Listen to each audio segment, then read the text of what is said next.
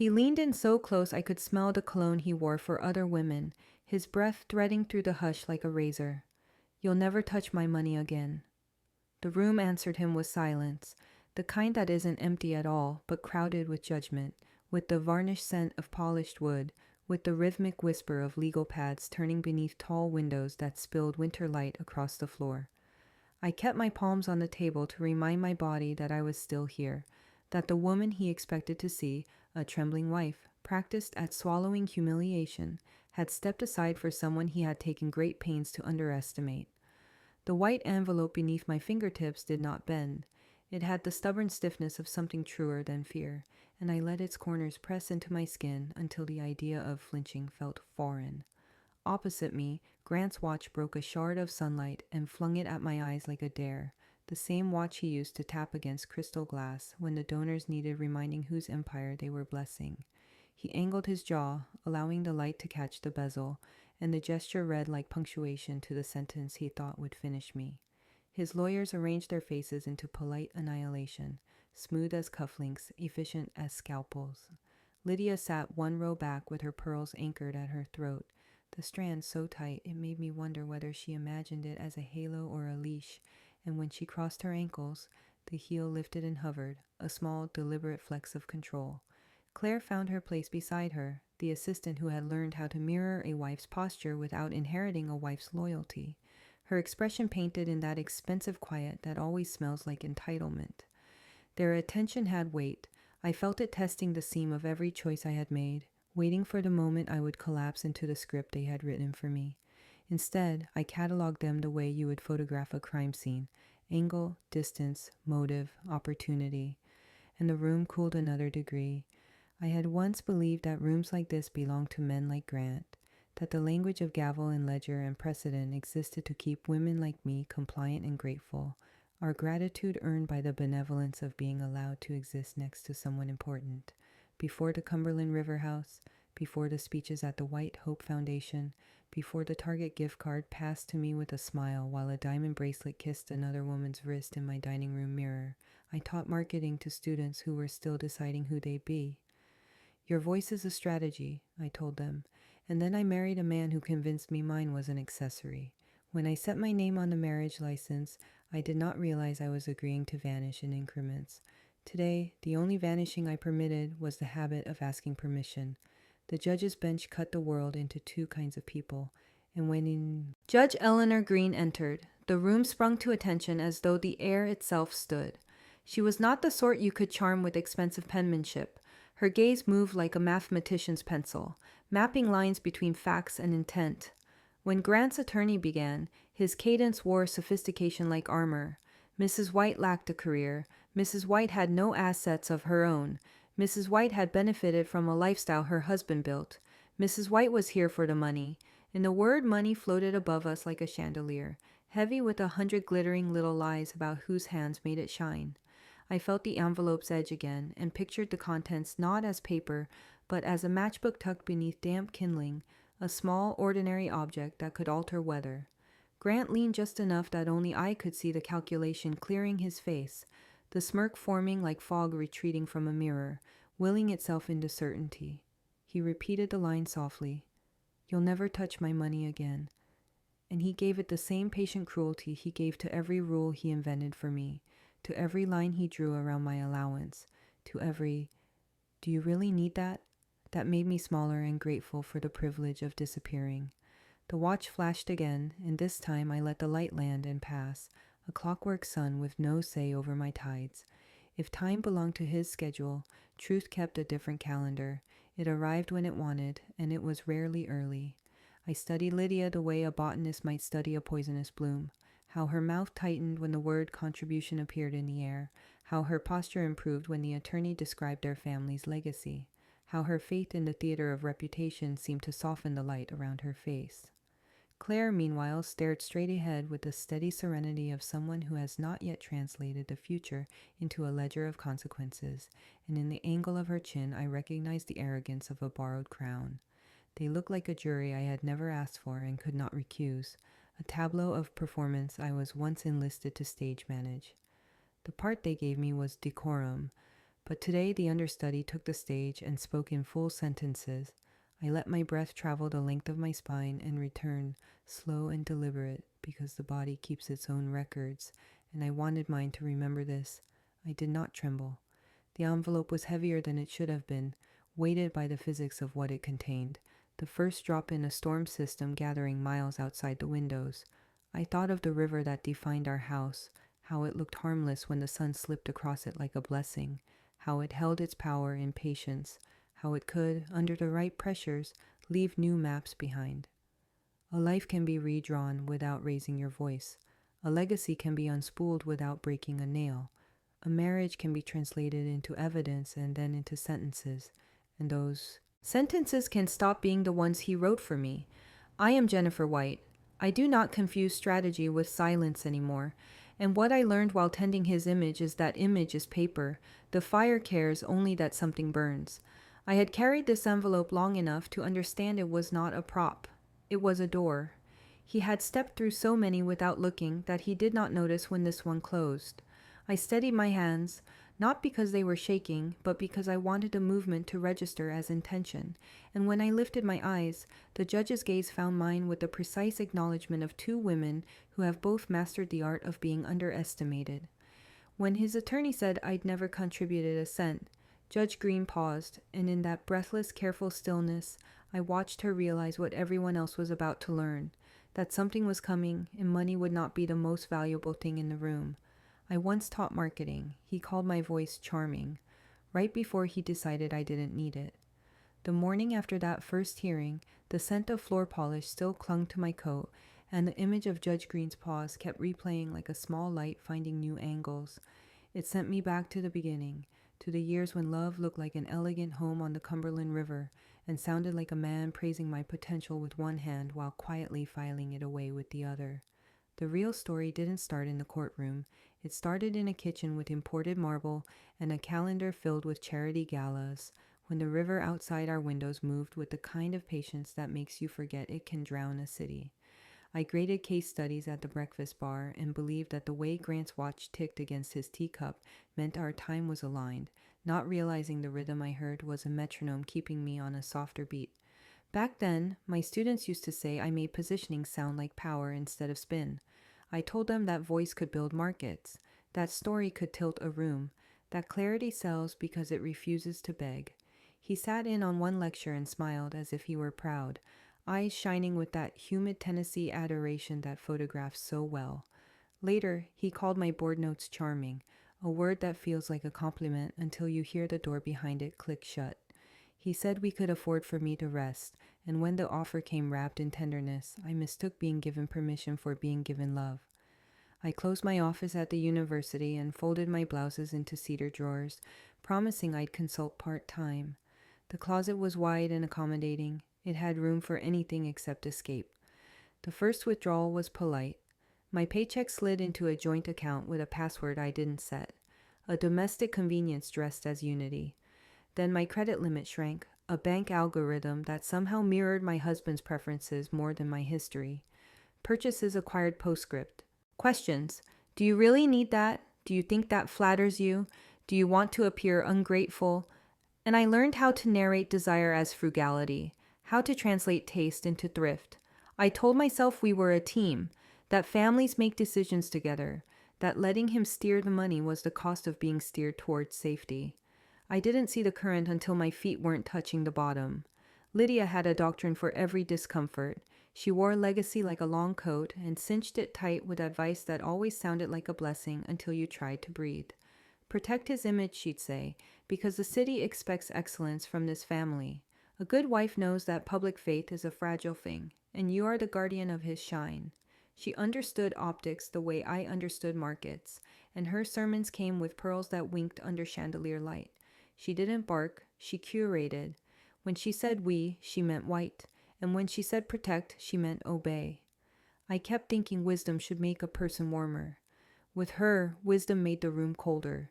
The mirror in our dining room had a habit of catching the truth before I did. The night it finally spoke plain, Lydia pressed a Target gift card into my hand with the ceremonial care of someone placing a medal, And then she turned to Claire and fastened a diamond bracelet around a wrist that had once typed my husband's travel itineraries and now typed his alibis. In the mirror, the bracelet's facets made a constellation of victories across Claire's skin, and I watched Grant watch her as if gravity were a private joke. I stood at the edge of that reflection like a smudge that refused to polish away.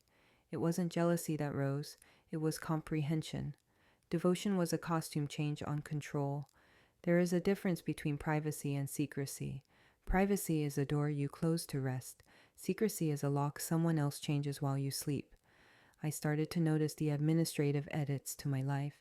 The password manager I did not manage, the vendor accounts consolidated for efficiency, the foundation expenses categorized with a careful vagueness that made the ledger look clean and my questions look ungrateful. Claire learned my calendar faster than I did. Lydia arranged charitable spotlights that positioned me as ornament, the quiet wife glowing at the periphery of mission statements. We were selling an image, and I was the most affordable line item. I wish I could say it was the bracelet that broke me, but women learn to swallow jewelry without choking. It was smaller than that. It was the way Grant's watch caught the chandelier and threw light toward her, the reflex arc of his pupils narrowing to measure how the diamond sat on her bone, the casual intimacy of a gaze that didn't bother to look guilty.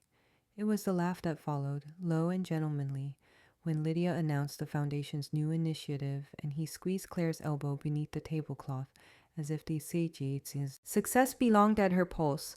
Light tells the truth. Mirrors make it repeat itself. When you are being erased, the first skill you lose is measurement. You stop counting what anything costs because the price is always your dignity. That night, I went to the river room and watched the water cut a silent line through the dark. We had put a tasteful rug there that made the room feel finished, and I sat on it and made a list of the things I had traded away for the idea of us. My name on faculty stationery, my login to the retirement portal, my right to spend $100 without a courtroom in my kitchen. The list was short but heavy. When I stood, I felt taller. Grief had done its math and found a surplus it hadn't expected. Rage with excellent posture. I returned to the dining room and faced the mirror again, not as an ornament this time, but as an auditor. I thought about the white envelope tucked into the drawer beside the place settings, how ordinary paper could be a vault if you fed it the right contents. I touched the frame and let my face steady until the room stopped wobbling around me. The woman in the glass looked tired in the expensive way, but there was a countdown in her eyes that had nothing to do with charity auctions. If the home was a cage, it would also be a lab. I would study the lock, and when I understood the mechanism, I would open the door and take the hinges with me. After that dinner, I stopped crying and started calculating. One line on a statement glowed like a siren. $180,000 to Haven Sun Holdings, Panama. Morning light poured across the kitchen like a cross-examination, slow and unforgiving, and I found the careless stack where Grant had left it the night before, snugged against the espresso machine as if paper couldn't bleed. The first page looked routine enough until the zeros arranged themselves into a warning and the destination announced a country that had never once appeared on any of our vacation itineraries. I lifted the bundle and felt a slight greasy smear of toner under my thumb, a reminder that lies always leave residue, then laid each sheet flat and began the quiet work of preservation. I photographed everything, amounts, dates, signatures that curled with practiced confidence, routing numbers that pretended to be boring. And with each click, the phone in my hand stopped feeling like a household object and began to feel like an archive. When he came down for coffee, he didn't bother with performance. He just smiled at the page I'd placed on the counter and kept stirring, the spoon tapping the porcelain with a rhythm that tried to pass for patience. "It's an investment," he said, the way a parent explains thunder to a child.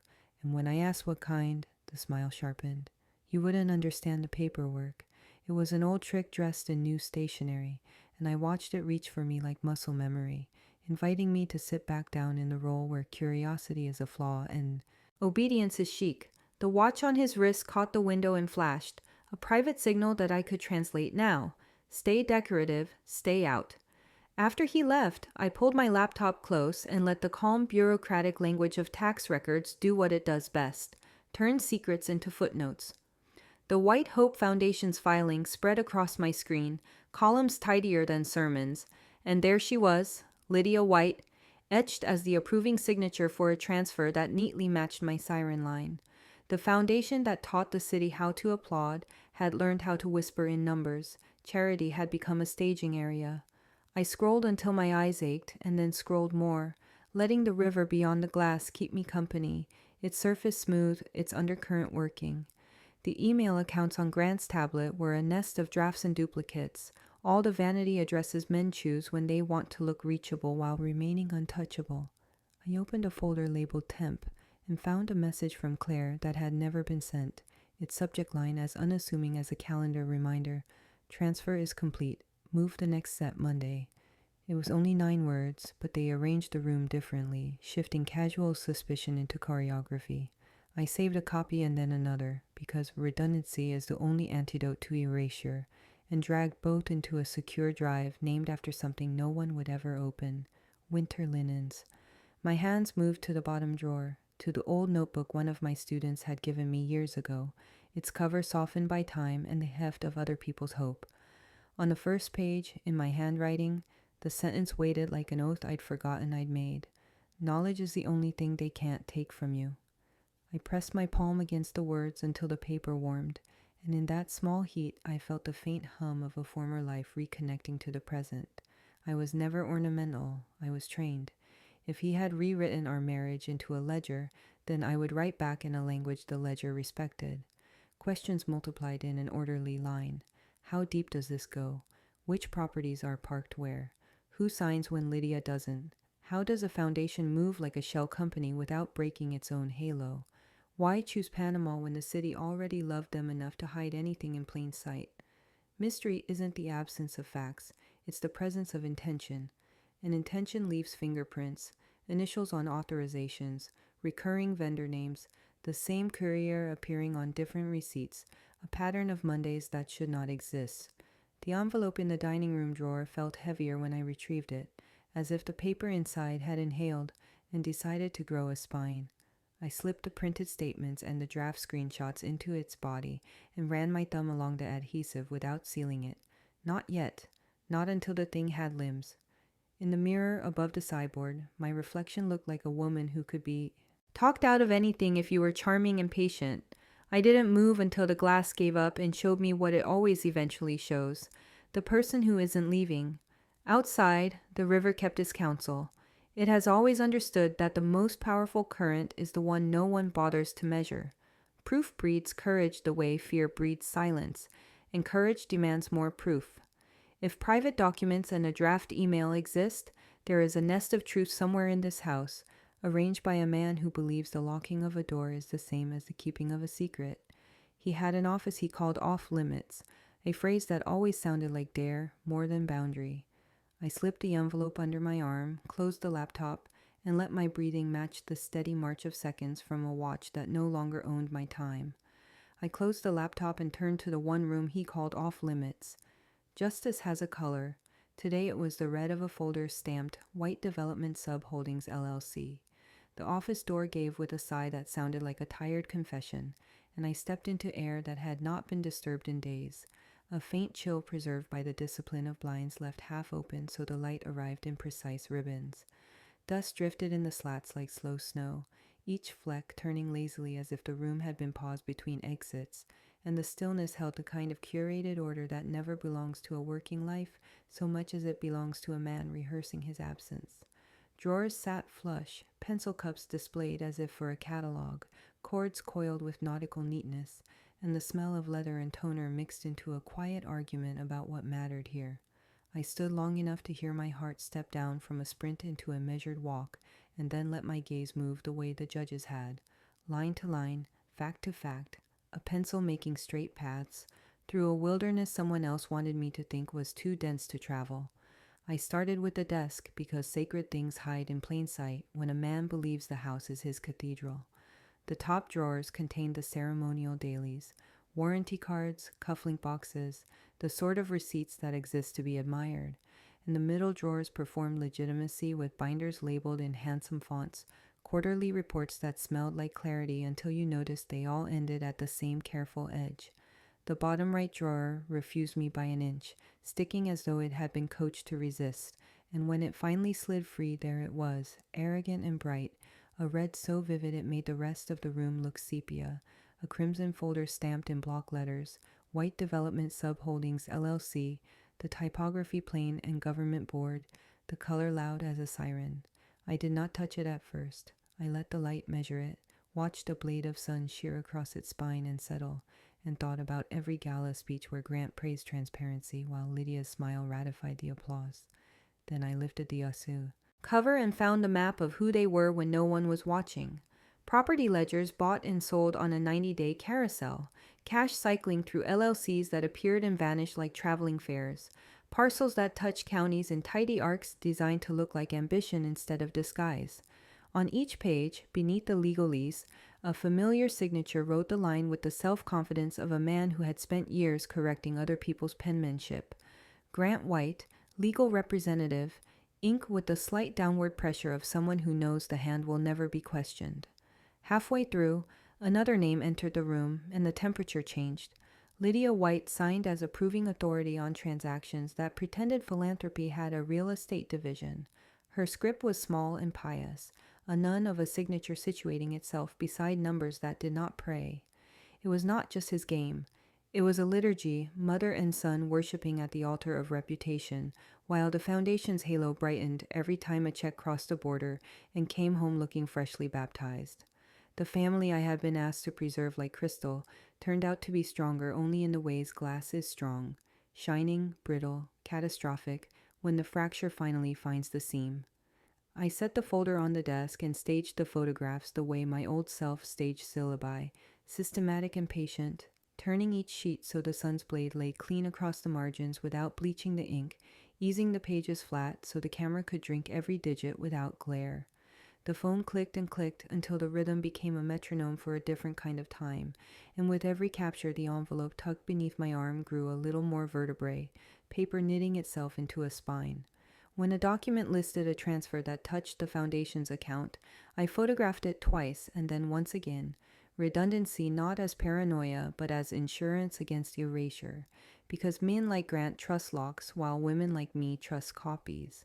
The room's neatness began to read like choreography, a charitable award plaque angled toward the window to catch the afternoon, a framed mission statement placed where the mirror above it would double the virtue in the visitor's eye, a pen set so heavy it demanded reverence.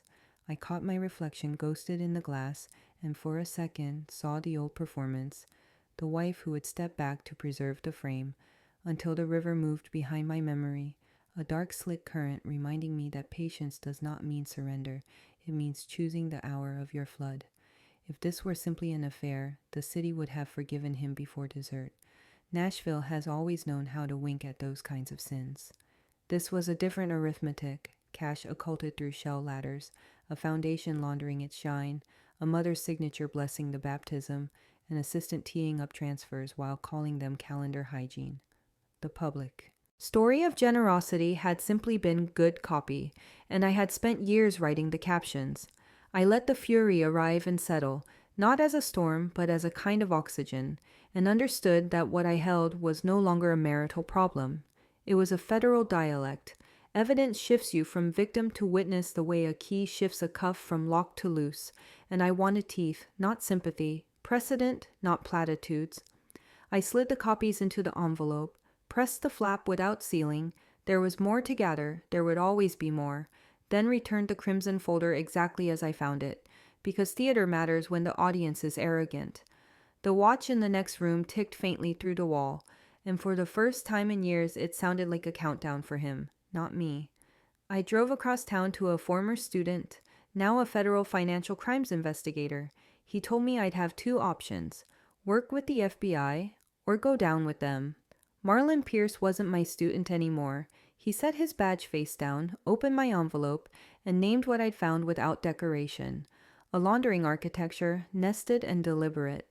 The field office smelled like hard coffee and old carpet, the kind of room where feelings don't matter and timestamps do. Assistant U.S. Attorney Sarah Chen laid out immunity like a contract with teeth. It holds only if my evidence holds first. I said the part I needed to hear in my own voice. I'm not here for revenge. I'm here because my son deserves to know who his father really is. and Chen's nod felt like a gavel finding wood. The pen they handed me looked ordinary until Marlin rolled his thumb over a hidden seam and the barrel clicked alive. One press to record, again to stop, civility becoming evidence in the space of a breath. We walked chain of custody like choreography, my photos of the Crimson folder, Claire's draft email, timestamps, metadata, all threaded into a spine that wouldn't snap when someone tried to bend it.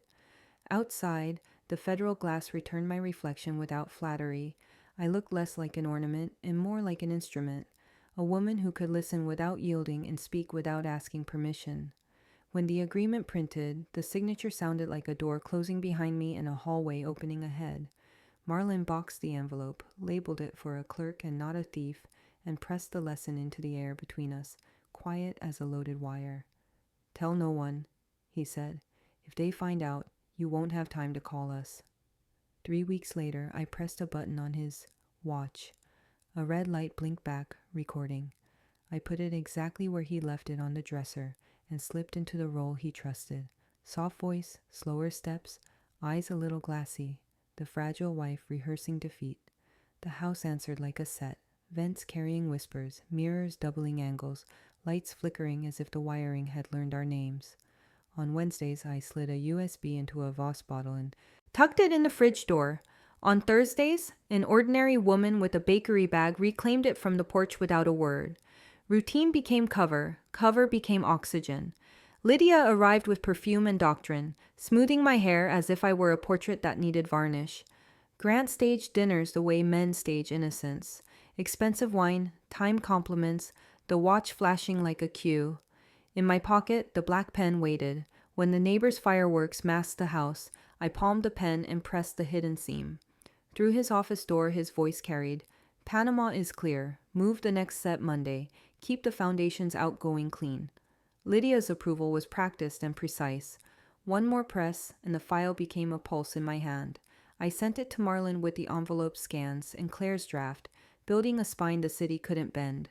Breadcrumbs gathered in the air, an acrid metallic tang clinging to Grant's shirts, a 2 new junction box in the attic, the guest room light hiccuping at 2 a.m. Surveillance, I realized, cut both ways. His devices ate my silence, mine recorded his certainty. I poured wine I wouldn't drink, let the room fill with the hum of the grid, and waited for the line he always used when control felt slippery. He hissed that he wanted to see how long I could keep pretending. Subject line: JW, Panama transfer confirmation. Wrong JW, right attachment. Claire's email slid onto my screen with my initials like a borrowed mask, and the attachment opened into a tidy lattice of shell accounts that echoed the Crimson folder's 90-day carousel.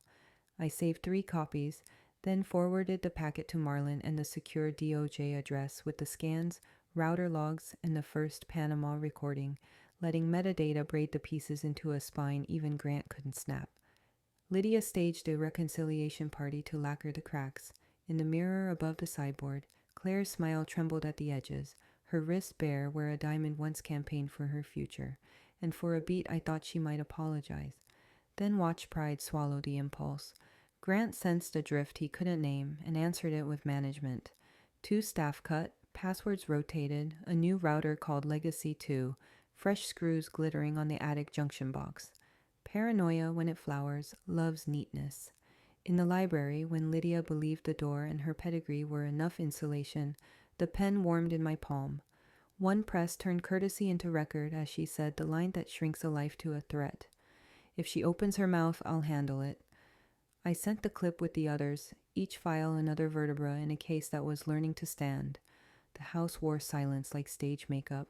Outside, the river kept counting rain. Near midnight, my phone lit the room with bureaucratic mercy. No flourish, just schedule and consequence.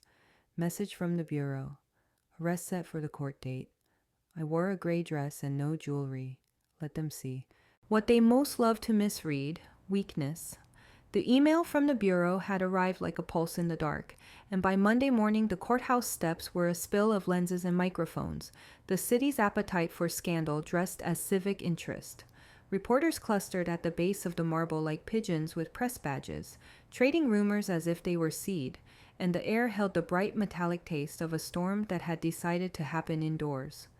I kept my coat unbuttoned to show the simplicity of the dress, an undecorated truth in a building that usually prefers stories in fancier frames, and I walked the corridor with the even pace of someone who has already counted the tiles.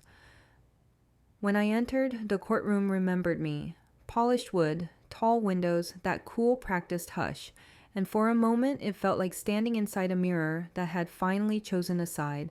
Grant was already seated, shoulders squared, in his most expensive suit, a shade of navy that photographs as integrity.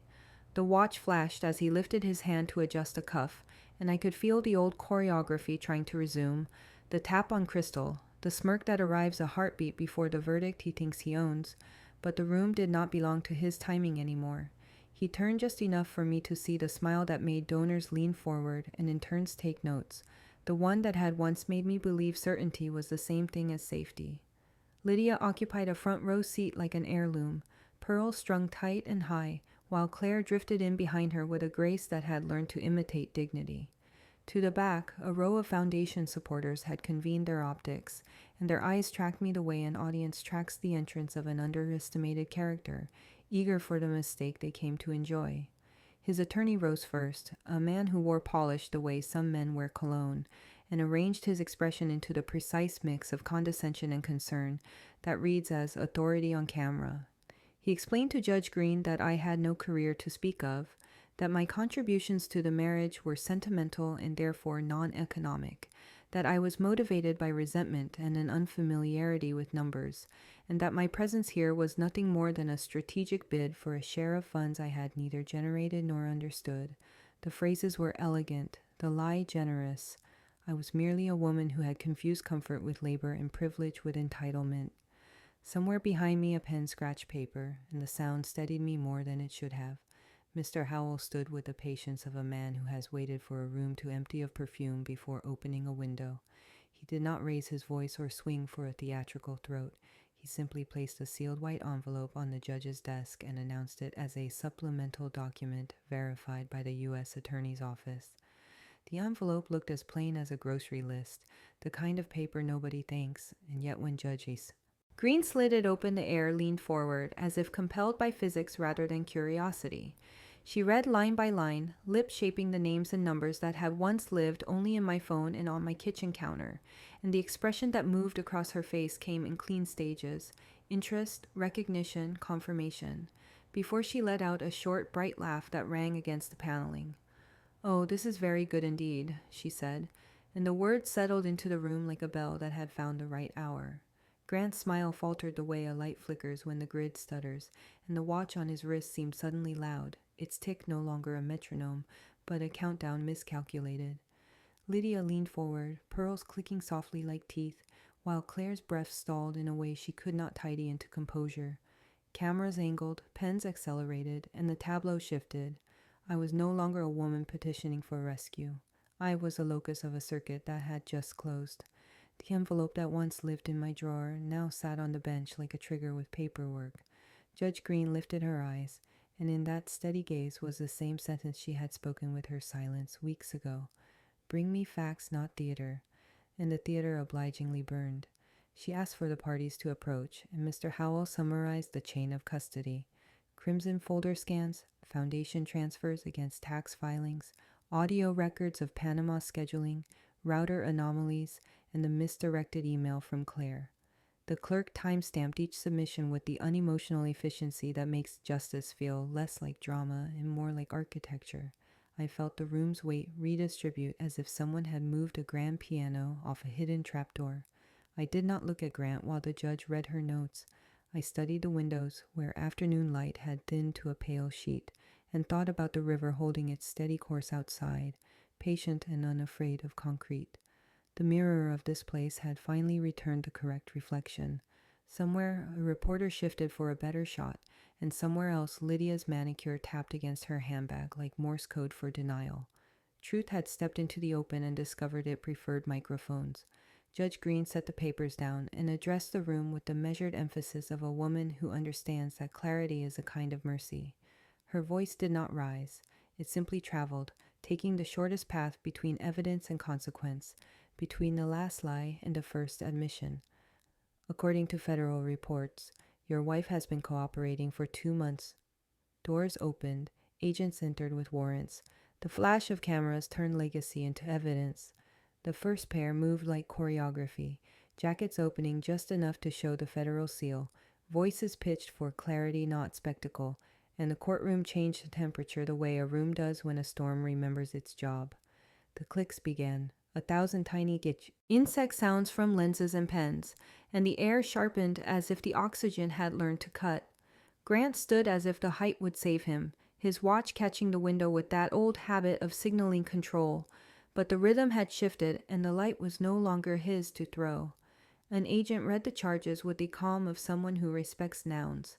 Another stepped to the side for the cuffing, metal clicking into place at his wrists with the kind of finality that never requires a raised voice. Lydia tried to stand and speak her pedigree into a defense, the pearls at her throat jumping against her pulse. But the agent nearest her presented a page with her own looping signature spread across the line like a confession she'd practiced for years. Authorization on transfers numbered and dated, he said, and the words landed with the weight of a cash drawer slamming shut. She reached for her handbag as if a handle could anchor her to the floor, and I watched the mirror of her belief finally crack, not in glass, but in posture. The shoulders that had carried legacy for decades, suddenly unsure of its weight. Claire's name followed in the agent's litany, accessory to falsified documents, misdirected communications, obstruction in draft form. The phrases did not accuse, they described, and description is the trick truth uses when it wants to be irrefutable. Grant twisted toward me with the reflex of a man who thinks menace is still a currency, and for a beat the room blurred into the two of us at the center of a life we had turned into a ledger. You don't know what you've done, he said, quiet enough for microphones and cameras to lean. They'll destroy you. I remembered the kitchen nights when his watch ticked at me like a metronome for obedience, the scent of metal on his collar, the attic's new junction box shining like a small, cruel moon, and the steady march of Voss bottles leaving my porch like messages slipped into a river. I let the silence work for a second, because silence, used correctly, is a weapon, then answered with a certainty that felt like standing in my own doorway with my own keys. I know exactly what I've done. I'm taking back the life you stole. Judge Green's gavel touched wood once, and the sound behaved like punctuation. It ended a sentence and began another. She did not disguise the satisfaction in her voice, but she did not savor it either. She delivered it the way a surgeon delivers news after a clean cut. Justice, she said, has its own sense of humor. The reporters loved the line, and the room let itself exhale, the public reversal complete, theater and architecture finally shaking hands. I looked down at my lap, where my fingers had once trembled, and saw only stillness, the kind that comes when fear has been outlasted by preparation, when the envelope leaves your possession and becomes a file number that other hands will guard. It was not triumph. I felt so much as relief. Bending into purpose, the emotional math of a midpoint that had turned on itself. For years their surveillance had taught me to perform. Now my evidence taught them to confess. Their stage, the dinner parties, the boardrooms, the foundation luncheons where Lydia's bracelets clicked like rosaries, had been repurposed into my strategy. The white envelope crossing a bench, the crimson folder reborn as a sequence of exhibits, the USBs and the black pen translated into timestamps that didn't need my voice to stand. Even the watch had been demoted to what it always was, a machine that pretended to count time while I learned to count consequences. Agents guided Grant forward, and he looked smaller in that subtle way the powerful do when their height stops functioning as argument. Lydia's eyes found me and searched for a version of myself that would still accept instruction, but the mirror between us had been re-silvered and returned an accurate picture. Claire, pale now, pressed the flat of her hand to her stomach, finally understanding that proximity to power is not the same as protection from it. Mr. Howell gathered our copies with the calm grace of a man packing away a finished instrument, and when he slid the envelope back into his case, I felt the faintest tug of grief for the woman who once kept it in a drawer beside the place settings, as if truth were a thing to be brought out only on special occasions. The crowd spilled into the hallway like water finding stairs, and on the steps the microphones fanned toward me with that ravenous politeness news wears in the South. I gave them nothing they could sensationalize, only sentences with subjects and verbs, no adjectives required. Behind the cameras, the city waited to metabolize the scandal, to decide whether it preferred outrage or fatigue, to place us on the map where money and mercy meet and usually miss. I thought of Ethan at school, the quiet boy who had learned to measure rooms before entering them, and I felt an ache I was finally allowed to keep. In the reflection of a camera lens, I caught a small, warped version of my own face, and it looked unfamiliar only because it was unafraid. The river would be high this week with rain. The courthouse steps would drain and dry. Headlines would bloom and wither and bloom again. But the cuffs had closed, and the door had opened, and the city had been reminded that legacy is only the story we tell until evidence speaks. 3 weeks later, Nashville couldn't stop saying our name like poison. Headlines stripped the shine. Real estate tycoon, federal laundering, foundation under investigation. For 3 weeks, Nashville practiced our names like a hymn newly translated, to anchors toggling between ribbon cuttings and the slow pan of agents walking Grant through a corridor designed to look neutral and failing. Papers hit my porch with the thud of consensus, asset lists, parcel numbers, dates like mile markers, and among the columns of seizure, orders sat the line that steadied my hands more than any apology could. Legitimate holdings preserved under my control pending adjudication. It wasn't triumph, it was scaffolding, steel enough to stand on while the rest of the structure admitted its rot. The foundation tried a statement that read like a mirror pretending to be a window, reflective and vague, and then the board escorted Lydia toward the exit with velvet efficiency. Photos caught the pearls at her throat, holding their posture while her shoulders could not. A woman discovering reputation's weightlessness at the exact moment she needed mass. Claire disappeared from curated squares and reappeared on a docket. The same smile reduced to courtroom discipline, her plea arranging misdirected beside misunderstood like a pair of shoes meant to carry her across a decade. The city, generous with gossip and stingy with math, nodded as if time were a payment plan. Grant waited where watches have no jurisdiction. His favorite piece of steel sat in an evidence bag, handsome and harmless, while the crimson folder existed as inventory in a chain that no longer required my grip. The hallway mirrors, once a training ground for my best angles, returned an unvarnished woman with edges she wasn't sorry about. On the sideboard, the white envelope yielded its place to a neat stack of letters from receivers and banks, sparing prose that made an unlikely kind of mercy. Justice expressed as numbers so nothing sentimental could blur it. Ethan came on a Wednesday between classes, backpack slung low, expression careful the way boys hold their faces when the old story has stopped helping. He stood in the kitchen mapping what had moved, then asked whether I'd done this for money, not accusing so much as searching for a handle. I told him money was the costume our life wore to avoid harder conversations, that truth stands without applause, that I did this to rename what his father had turned into ledger entries, so when he said, "my dad," in a mirror, he wouldn't have to borrow someone else's lie. He listened like the child who used to insist on reading the instructions himself, then nodded once, a small hinge opening a larger door. Outside, the city entered its reflective phase, op-eds with long throats clearing, panels about philanthropy as camouflage, private texts that began with concern and angled toward opportunity. I let most of it pass across the surface like rain on the Cumberland. At night, I slept with the window cracked to hear the river's patient muscle, a sound that never sold me anything, a sound that made strength feel less like a performance and more like a system that endures. You win, it turns out, when there is nothing left to lose except the habit of staying small. Strength isn't a pose. It's an equation that finally balances when you stop rounding yourself down to fit someone else's margins. In quieter hours, I inventoried what survived the burn. A degree in the love of teaching, a paper spine hardened into precedent, a house that no longer auditioned, a son learning the difference between charisma and character. I cleaned frames, boxed the wedding portrait with its expensive promises, and lifted a photograph of Ethan and me by the river under a sky the color of resolve.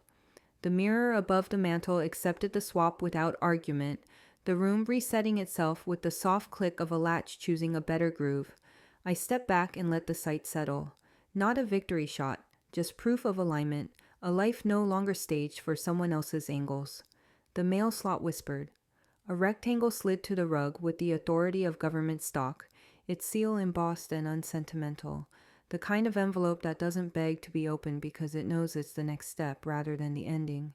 I stood there with my hand still on the frame, the river working its math beyond the glass, and felt the house hold steady around a new center.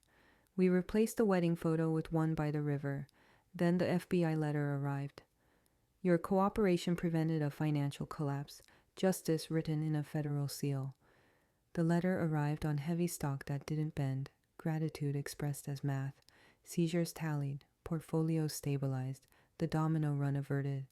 I read it at the same counter where the careless stack once betrayed itself and felt a quiet that wasn't fear. Blank page quiet. Room after surgery quiet. Stillness asking not who I was to him, but who I would be to myself. I opened a fresh ledger and wrote a new name across page 1, White Consulting. Clean money into a clean account.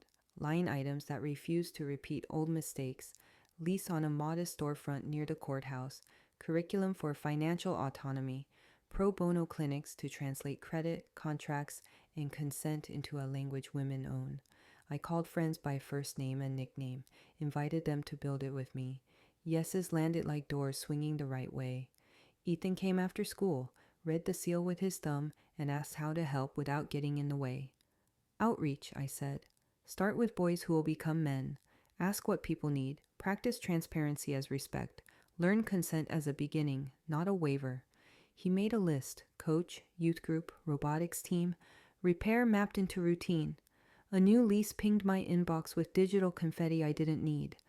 Then the other message, you've made enemies. No avatar, no courage. I deleted it. Warnings from cowards are weather. I dress accordingly and keep walking. At dusk, the river drew a calm line between shadow and truth, its muscle steady, unromantic. That's what endurance looks like. No speeches, just flow. Survival had been my verb. Legacy could be my noun. I locked the door, slid the letter into a folder, and felt time flip from threat to tool. He once swore I'd never touch his money again. He was right. I built my own. The wind moved through my hair, the camera of life. Pulled back. I was small only when I believed their story. Morning arrives without audition now. I pour coffee in a kitchen that remembers everything and chooses not to haunt me with it, and the quiet is the right kind. The kind that belongs to a room that knows who pays the bills and who keeps the keys. Autonomy tastes simpler than victory. It tastes like deciding when the lights turn on and which plates we use for ordinary Tuesdays. I stack lesson plans for the center beside invoices and grant applications, and the work feels less like rebuilding and more like reassigning weight. Resources that once insulated deceit now feed curriculum, stipends, childcare during classes, bus passes, a printer that doesn't jam when a woman is trying to make 3 copies of a contract that will keep her name on a lease. Justice, when you poke it long enough, learns how to do errands. I keep the envelope in a shadow box on the office wall, not as a trophy, but as a ledger of the day. Truth stopped whispering and started working. The paper looks unremarkable until you remember the room that changed when it crossed a bench. Beneath it, on a small acrylic shelf, sits the watch in its clear evidence bag. It's quiet now, a handsome face without authority, a metronome retired from dictating how fast I was allowed to speak. Nearby, the USB drive rests next to the sleek black pen, both cleaned, cataloged, and inert, cousins of a vocabulary that turned listening into law. I don't touch them often. It's enough that they exist, proof that knowledge is not just protection, but propulsion. On days when the center is closed, I walk to the river and let it tell me the oldest story I know, that persistence outlasts spectacle. The Cumberland moves under sky the color of resolve, and I practice the mirror I didn't have for years, the one inside, calibrated to return the unflattered truth. I search my face for the woman who needed permission, and she appears only as a shadow behind the woman who writes checks and signs letters and opens doors with a twist of her wrist instead of a prayer. Mirrors were once props for performance. Now they are instruments of inventory, reflecting a life that fits because I measured it myself. The city's arc followed the clean line we earned: public exposure, then legal action, then structural change. The foundation stopped laundering its halo. Its books now read like books, not stage directions. The Panama network folded under its own weight. The names that threaded it together entered the docket, and then the news, and then the footnotes where such names belong. Lydia's signature learned humility. Claire's plea learned vocabulary. Grant's watch learned silence.